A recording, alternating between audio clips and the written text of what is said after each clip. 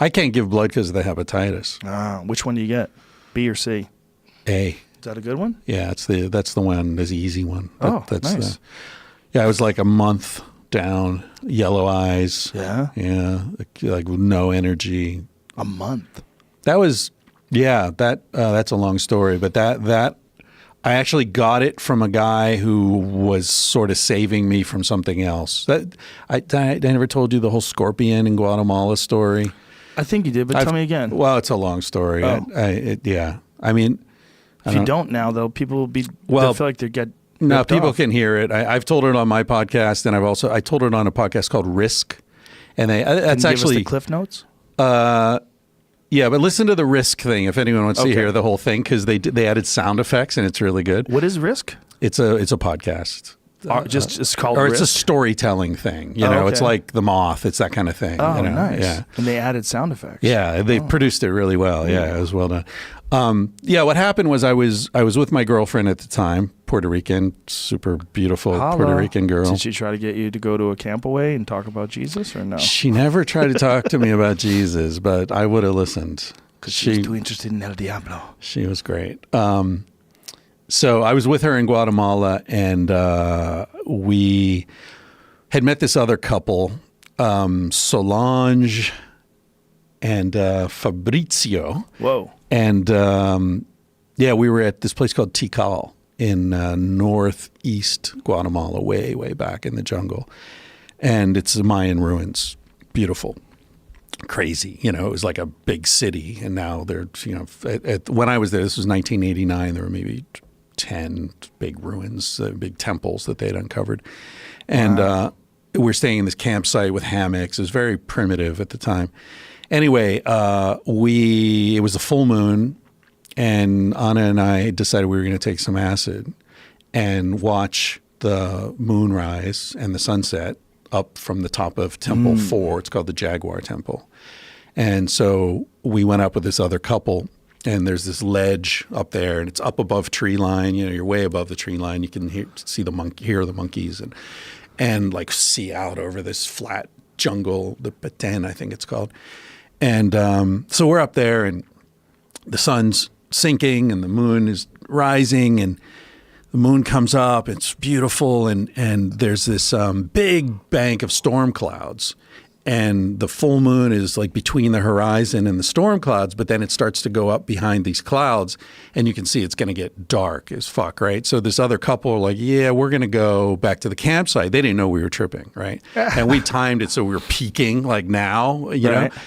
And so they're going to go back to the campsite. But we were like, yeah, we're going to just hang here, right? So I went over to hold the flashlight for them as they went down this ladder. It was like maybe a 30-foot ladder, pipe ladder drilled into this. The temple's made out of limestone blocks. And so to get up there, yeah, there you go, wow. Temple 4.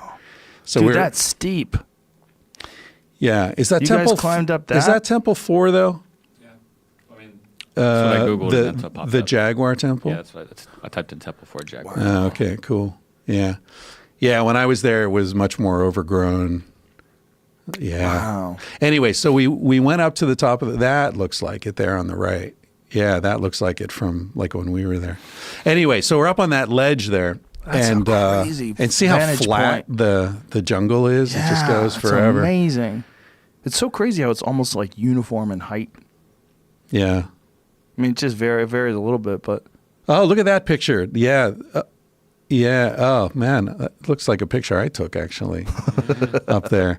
Anyway, That's insane looking. That's so beautiful. So we're up there, and I'm holding the ladder for these guys going down, and they're like, okay, we're good. I'm like, okay. I turn off the ladder, and I take a step, and fuck! Ow! What the fuck was that? I turn the flashlight back on. I see the scorpion going up the wall, scurrying up the wall, like 4 inches, green. And then there are like 3 other ones on the wall. It's like, fuck, this thing's crawling with fucking scorpions. And I just got stung on the toe. While you're on acid. While I'm tripping. And thank God I didn't jump, because I would have dropped 30 feet to fucking rocks, you know? Oh, my God. So I go back to Anna, And I was like, shit. She said, what happened to you? I said, I just fucking scorpion, like, watch out. And like, oh, Jesus, right. Oh my God. So we're kind of like, oh, are they dangerous? I don't know. I don't know. Are they? I don't know. So now it's getting dark, right? Because the moon's going behind these clouds. And there's these two dudes like way over on the other side of the ledge.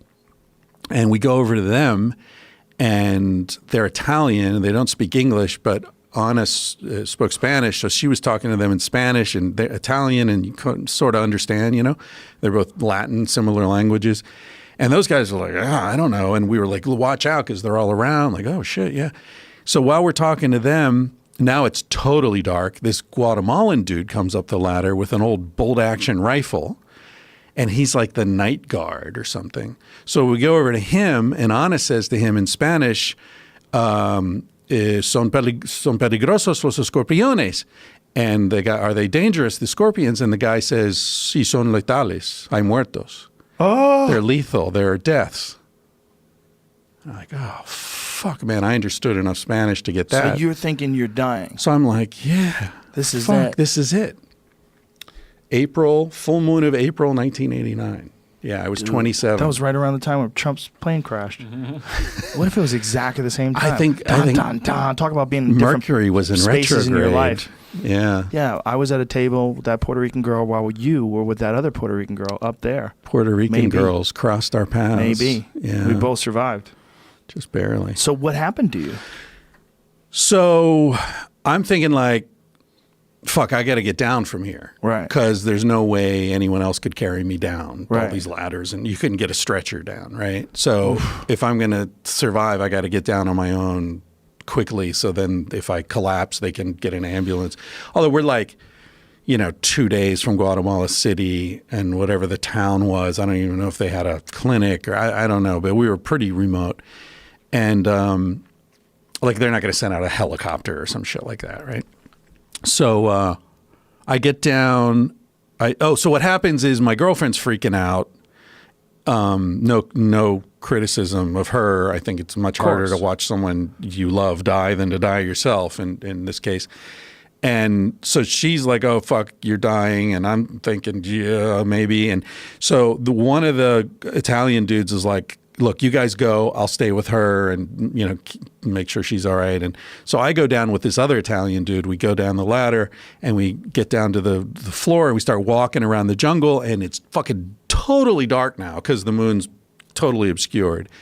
And the jungle, you know how when you're tripping, your pupils are super dilated so you can see light and stuff that normally you might miss. They're like, the jungle in Guatemala is full of glowing worms and shit flying by that's all like green and blue and yeah and they're like these caterpillars and like, holy shit, this place is wild. So we're walking around lost, totally dark, tripping. I'm tripping. He doesn't know I'm tripping. How tripping are you? Tripping. That was 3 head nods, ladies and gentlemen.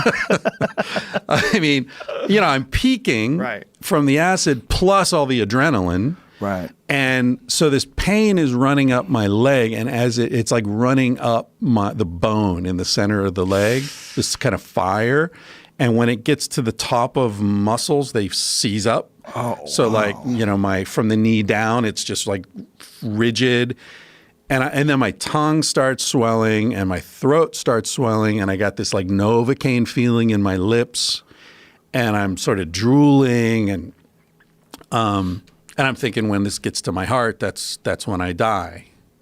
And so I'm with this guy and we're lost. And at first, like, I'm freaked, I'm like scared. And then it occurs to me that I'm saying my last words to a guy whose face I've never seen, because we didn't shine the light in his face when we were talking to him. And he doesn't understand English.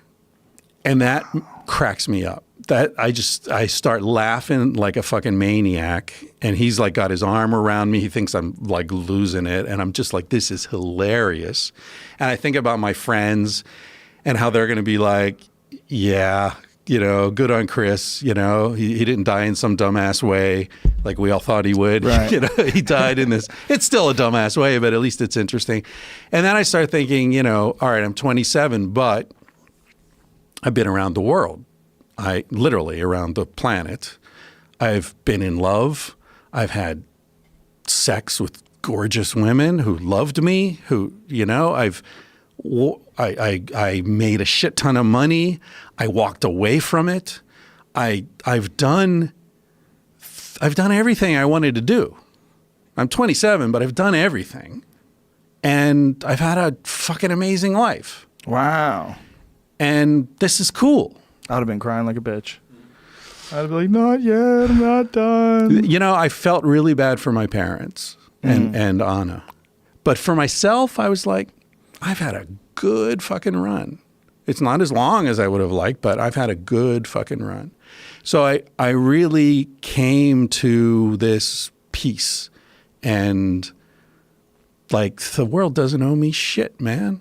I'd been in Alaska 2 summers at that point. I worked in New York, in Manhattan for 2 years at that point with a guy who offered me $1 million if I would stay. And I said no, and I left. Wow. I flew to India. I'd been in Asia for 2 years. You said no to $1 million? When I was 26. Why'd you say no to $1 million? What was the catch was... What did he need to do to you? No, he was a really good guy, actually. I liked him a lot. The $1 million was, he said, when you're 30, you'll have a net worth of $1 million. And if you don't, I'll write you a check for whatever you're missing and we'll notarize it. And this guy's worth $30 million or something. So he just wanted you to work for him? He wanted me to stay and I wanted to go. I wanted to see the world. And this guy hired me to help him manage his family's property in Midtown Manhattan. And the main reason he hired me is because I didn't give a shit about money. So he knew I wouldn't steal from him. Oh, that's interesting. And then when it stopped being fun and new, I was like, I got to go. And he's like, no, stick around. I'll make it worth your while. And so there was this weird dynamic. But anyway, I'd had all these experiences. And so I was... You were at peace. I like, hey, yeah, I've had a good run. So anyway, we come out into this little parking lot. And there's this Guatemalan kid there, maybe 10 or something. And the Italian guy talks to him and says, Scorpion, Scorpion. And the kid looks at me like, oh my God, come. And he takes us to this trailer and we bang on the door and this horrible fluorescent light comes on. And this like Guatemalan dude who obviously had been drunk and asleep, you know, is like, what? And like the kid says he's the doctor. He's not a doctor. He's some jungle dude, whatever. And so the guy takes us in and he's talking, you know, it's talking broken English. And I explained to him, he says, how big is the scorpion? He looks at my foot. He says, how big was the scorpion? I say, yeah, like, you know, this big, like a finger. And what color? Gray, green, sort of. And he says, oh, yeah. That's not a scorpion. That's alacran. So in Spanish, in that part of Guatemala anyway, there are 2 different words. A scorpion is a little red thing. Alacran is a big green thing, but they're both with the tail and the, you know. And so we had been using the word scorpion because in English that's all there is, but escorpion in that part of Guatemala is lethal. And that's a little tiny thing. That's a little red thing. And that'll fucking take you out. But the guy's like, look, this was 2 hours ago and you're still alive, you'll be fine. Apparently it's like if you have a bad heart or you're a kid, maybe this will kill you. But if you survive a couple hours, you're going to be all right. Speaking